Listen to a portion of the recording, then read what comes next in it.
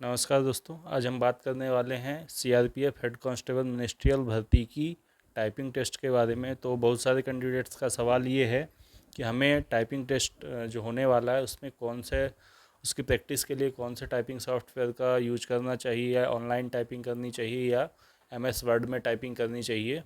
क्योंकि जो typing test होने वाला है यहाँ वो बाकी अदर एग्ज़ाम से थोड़ा डिफरेंट होने वाला है, तो उसी के बारे में हम यहाँ बात करने वाले हैं। तो गाइज, सबसे पहला जो कन्फ्यूजन है कि कौन से टाइपिंग सॉफ्टवेयर का यूज करें, तो जो पहला टाइपिंग सॉफ्टवेयर है ऑप्शन में वो है JR टाइपिंग ट्यूटर। तो JR टाइपिंग ट्यूटर एक बाइलिंगुअल टाइपिंग सॉफ्टवेयर है। इसमें हमें हिंदी और इंग्लिश दोनों के टाइपिंग के ऑप्शन मिलते हैं, और हिंदी में भी अलग अलग मंगल फॉन्ट हो गया, कृतदेव हो गया, देवनागरी, जो भी फॉन्ट हमें करना हो वो भी अवेलेबल है।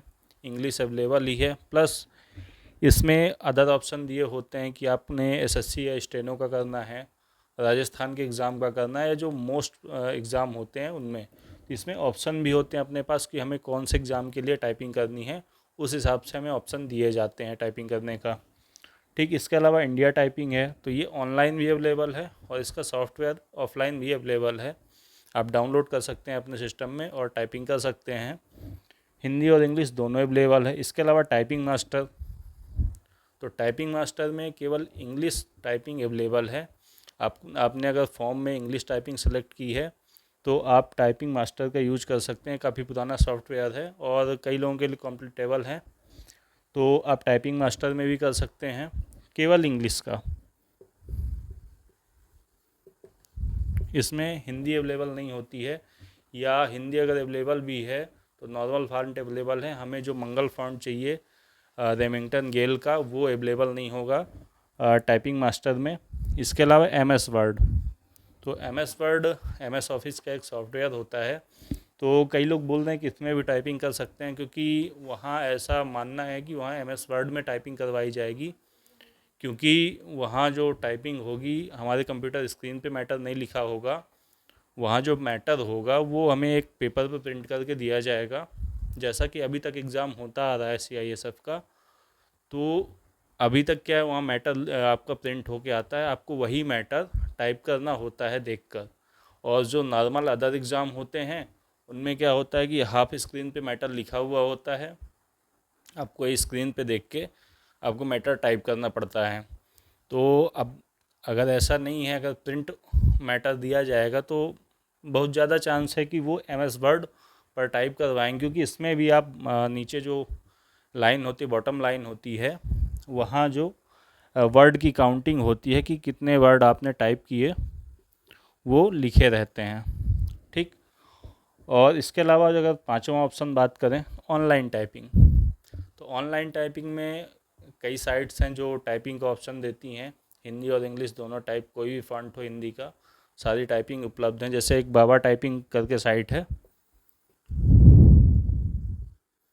बाबा टाइपिंग, ये ऑनलाइन टाइपिंग के लिए बहुत ही अच्छी साइट है। तो इसमें आपको हिंदी के भी फ़ॉन्ट मिल जाएंगे, इंग्लिश के भी मिल जाएंगे।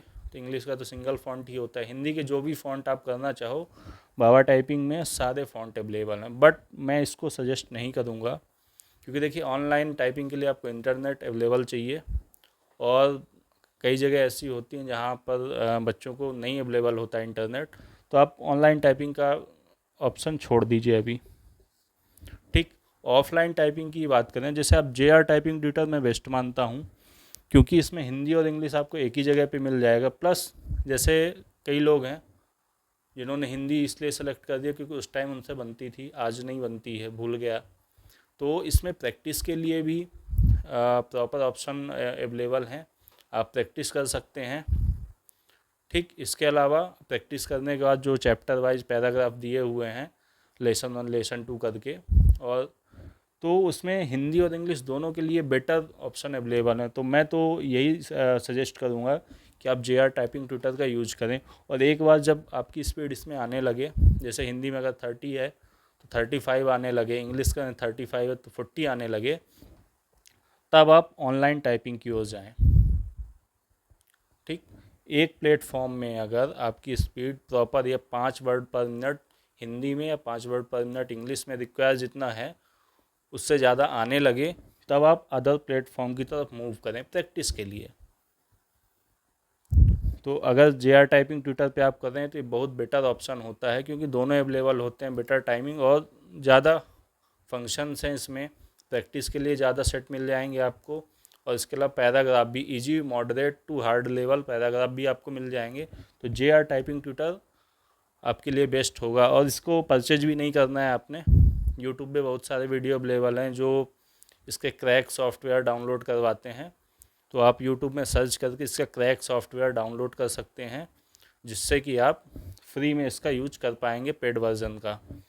ठीक, इसके अलावा अब दूसरा जो रिकमेंड करूँगा मैं इसके बाद, तो एक बार आपका JR टाइपिंग ट्विटर पे आने लगे स्पीड अच्छी खासी, तो आप MS वर्ड पर जाएं। MS वर्ड पे करें, स्टॉप वॉच लगाकर टाइमिंग लगाकर आप करें, और वहाँ वर्ड काउंटिंग करें कि हमने हिंदी में कितना लाना है, 30 वर्ड पर मिनट। ठीक, 300 वर्ड टाइप करने हैं आपको 10 मिनट में।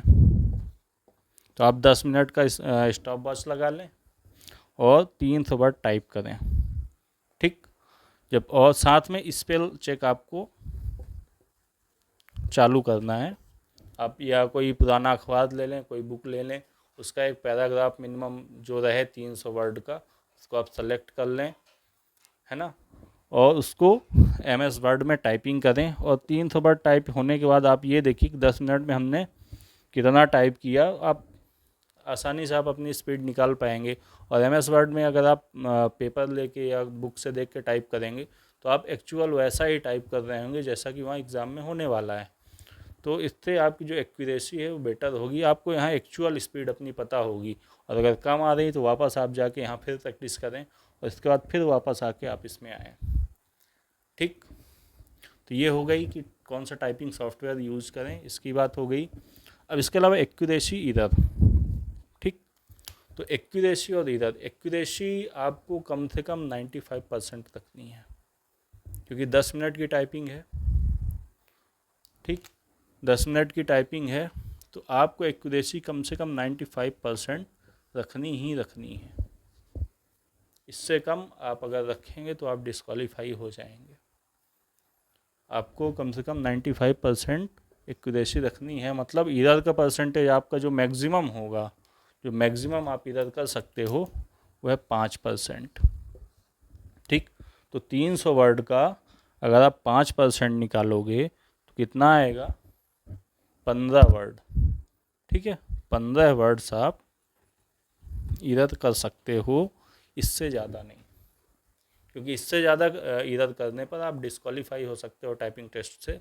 और टाइपिंग टेस्ट से डिस्क्वालीफाई होने का मतलब है कि आप भर्ती प्रक्रिया से बाहर हो जाओगे। एक तो पहले ही 4 साल बाद एग्ज़ाम हुआ है इनका,